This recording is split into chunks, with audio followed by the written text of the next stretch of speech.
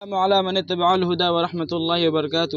آج کی ویڈیو بہت خاص ہونے والی ہے کیونکہ یہ ویڈیو میلاد النبی کے بارے میں ہونے والی ہے، کیونکہ ربیع الاول کا مہینہ چل رہا ہے۔ اس مہینے کے اندر آپ صلی اللہ علیہ وسلم کی وفات اور ولادت دونوں ہوئی تھی۔ بعض لوگ 10-15 دنوں کے بعد میں اپنے گھروں اور گلیوں کو سجائیں گے اور جلوس نکالیں گے۔ کیا شریعت کے اندر جلوس وغیرہ گھروں کو سجانا درست ہے یا نہیں؟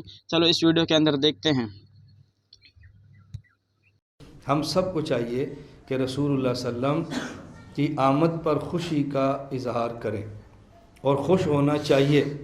جو شخص رسول اللہ صلی اللہ علیہ وسلم کی دنیا میں آمد پر خوش نہیں ہے وہ شیطان ہے، کافر ہے، بے ایمان ہے، جو حضور کی آمد پر خوش نہیں ہے۔ لیکن رسول اللہ صلی اللہ علیہ وسلم کی آمد پر خوش ہونا اور ہے اور جشن عید میلاد النبی منانا اور ہے۔ رسول اللہ صلی اللہ علیہ وسلم کی آمد پر خوشی اور ہوتی ہے، جشن اور ہے۔ آپ کی آمد اور ہے، جشن میلاد النبی اور ہے۔ پھر جشن عید میلاد النبی یہ بالکل الگ تھلگ بات ہے۔ شریعت نے 2 عیدیں بتائی ہیں، ایک عید الفطر اور ایک عید الاضحیٰ۔ عید الفطر رمضان گزرا اور اس کے بعد 1 ماہ روزے رکھے، رمضان میں مشقت برداشت کی ہے، اللہ نے فرمایا مہمانی ہے ہماری طرف سے، آج کھاؤ، عید الفطر۔ عید الاضحیٰ آ گئی، یہ 3 دن خدا کی طرف سے مہمانی ہے، اللہ کے نام پہ جانور ذبح کرو اور کھاؤ۔ تو ہمارے ایک عید الفطر ہے، ایک عید الاضحیٰ ہے، یہ تیسری عید اور وہ بھی جشن والی، اس کی ہماری شریعت میں کوئی گنجائش نہیں ہے۔ تو رسول اللہ صلی اللہ علیہ وسلم کی آمد پہ خوش ہونا اور بات ہے اور جشن عید میلاد النبی منانا اور بات۔ پھر رسول اللہ صلی اللہ علیہ وسلم کی آمد پر لوگ پرچم لگاتے ہیں، اور پرچم ایسے جس پہ نبی پاک صلی اللہ علیہ وسلم کا روضہ مبارک بنا ہوتا ہے، کوئی پرچم ایسا ہو جس پہ رسول اللہ صلی اللہ علیہ وسلم کے نالین مبارک بنے ہوتے ہیں۔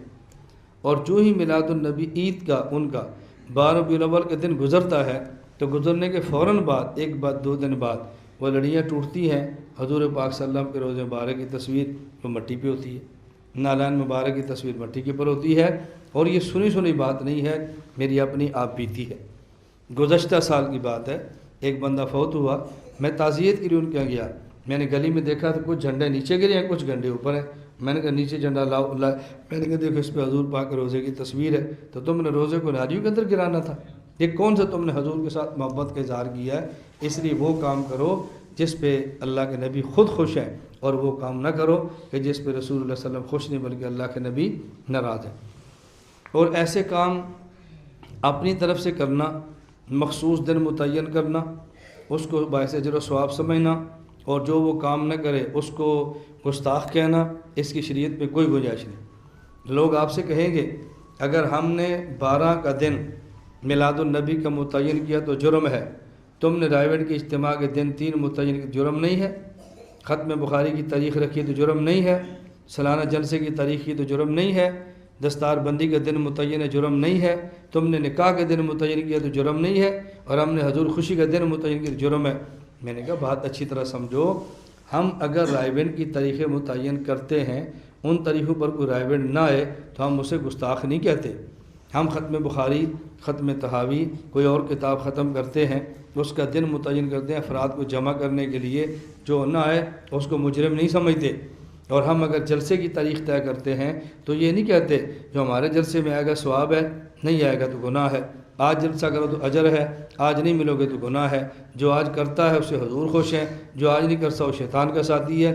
یہ کام ہم نے کبھی بھی نہیں کہا، تو تمہارے تعین میں ہمارے تعین میں کچھ فرق ہے۔ پھر اسی طرح جشن میلاد النبی جب یہ لوگ مناتے ہیں تو جرم کتنا ہے؟ پورا دن جانور کو لیا، گڈھے کے اندر باندھ دیا، جانور کو لیا اور بلا وجہ پورا اس کو ریڑھی کے ساتھ باندھا ہوا ہے، اور پورا دن پھر اس کو مشقت میں ڈالتے ہیں، پھر روڈ بلاک ہوتے ہیں۔ اس کا نقصان کیا ہے؟ ایک غریب آدمی ہے اس کی مزدوری گئی، ایک تاجر آدمی ہے اس کی تجارت گئی، اور اسی طرح اگر کوئی مریض ہے، ایمبولینس گزرنی ہے، وہ موت کا شکار ہو سکتا ہے، ہسپتال ہیں، رستے آپ نے بند کیے ہیں۔ تو یہ اتنی تکالیف دینا یہ رسول اللہ صلی اللہ علیہ وسلم کا مبارک طریقہ نہیں ہے۔ اللہ کے نبی مسلمان کی تکلیف ختم کرنے کے لیے آئے ہیں، مسلمان کو تکلیف دینے کے لیے ہرگز نہیں آئے۔ میں یہ بات کروں کہ آپ اس کو ذہن بناؤ، خود سمجھو، پھر جس حد تک ممکن ہو اپنے علاقے میں سمجھاؤ، جس حد تک ممکن ہو، لڑائی جھگڑے کے بغیر یہ بات سمجھاؤ۔